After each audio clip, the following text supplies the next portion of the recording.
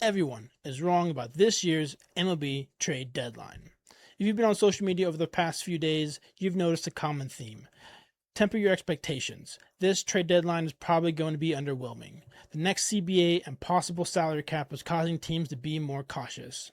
I've seen this take from reporters, analysts, and baseball fans all across social media, and honestly, I think they're looking at the wrong reason. Because while everyone is focused on the next CBA, I think this trade deadline actually has the ingredients to become one of the biggest seller's markets we've seen in years. And if that's true, the San Francisco Giants could be in a fantastic position to capitalize.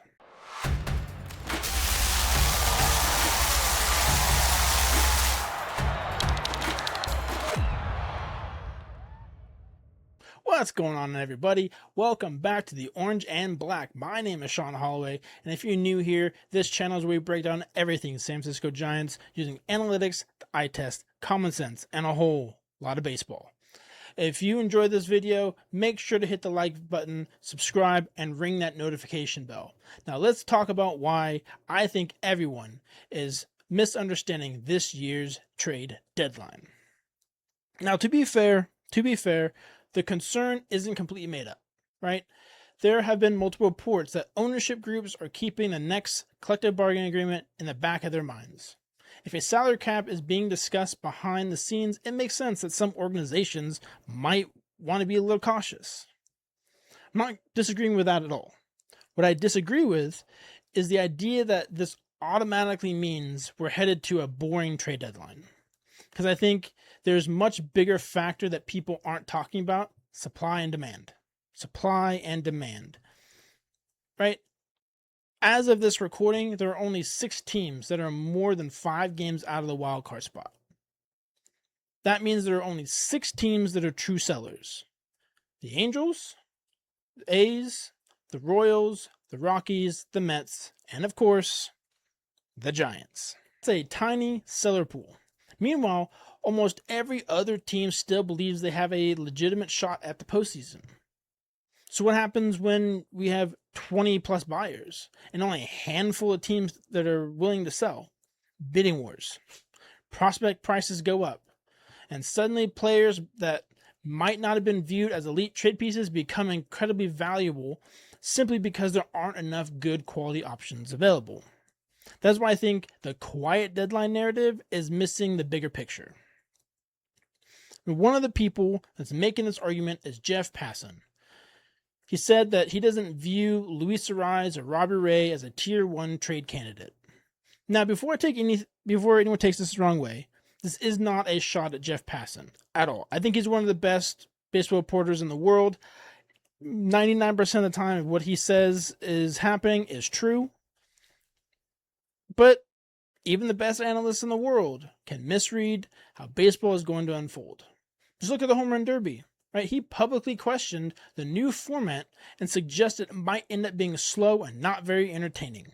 Of swings per round, no timed rounds either. Do you think these changes from Major League Baseball are a good idea, Jeff? I do not. I think it's going to stink.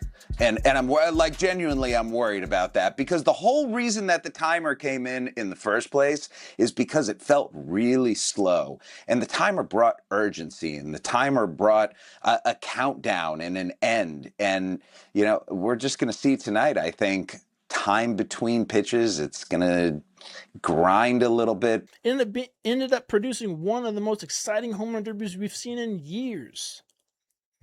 Now, that doesn't mean Jeff Passan isn't great at what he does. It simply proves that baseball has a funny way of surprising us, and I think this trade deadline could be another example.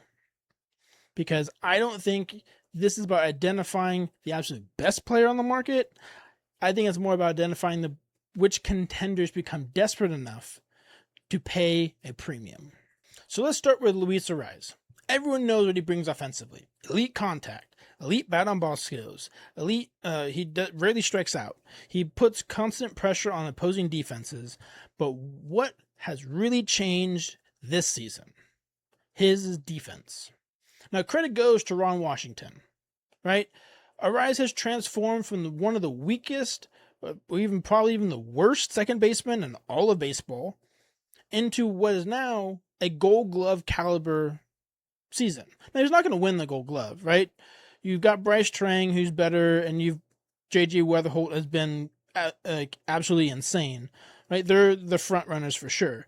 But don't count out Luis Arraez. Like, he's had a great season, right? He's currently tied for 15th in all of baseball. It means all defenders. He is currently tied for 15th with a +8 fielding run value after finishing last season at a -5. Yes, there aren't many teams specifically looking for a second baseman, but how many contenders would turn down one of the best contact hitters in baseball who's suddenly become a well above average defender? Then there's Robbie Ray. To me, he's one of the premier starting pitchers available.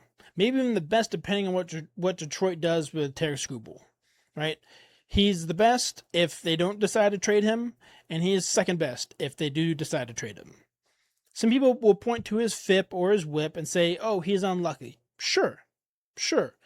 But pitching half your games at Oracle Park helps. Certainly helps, right? But look at some of the teams that are contending that needs pitching. The Cubs, the Rangers, the Cardinals. All of those organizations have reasons to aggressively pursue starting pitching. And they play in pitching environments where Ray could continue to succeed. All three of those teams are at the bottom or very pitcher friendly. Now, if multiple contenders decide Robbie Ray is the piece that gets them over the top, that's where bidding wars begin. And that's exactly why I think people are underestimating the Giants, or what the Giants could get back. At the end of the day, though, maybe the people who are predicting a quiet trade deadline end up being right. We'll find out soon enough. The trade deadline is less than a week away. But I don't think the next CBA is the biggest story. Does it play a part? Sure. But I think there's a lack of sellers. There's only 6 teams that are true sellers as of this recording, right? 6 teams. Last year there was like 11. I think the year before that, I think it was like 9 or 10. There's 6. When there are more buyers than sellers, prices go up. Right? That's true in baseball as it is in all of life. Right? Supply and demand. And if Buster Posey plays this deadline correctly, the Giants could walk away with a haul that surprises a lot of people. Now tell me what you think. Are people right to temper expectations, or do you think we're headed towards a seller's market? And if you enjoyed this video, don't forget to like, subscribe, and turn on notifications. Follow me on X and Instagram at orange_blackpod. And with that, I'll see you on the next one. Go Giants.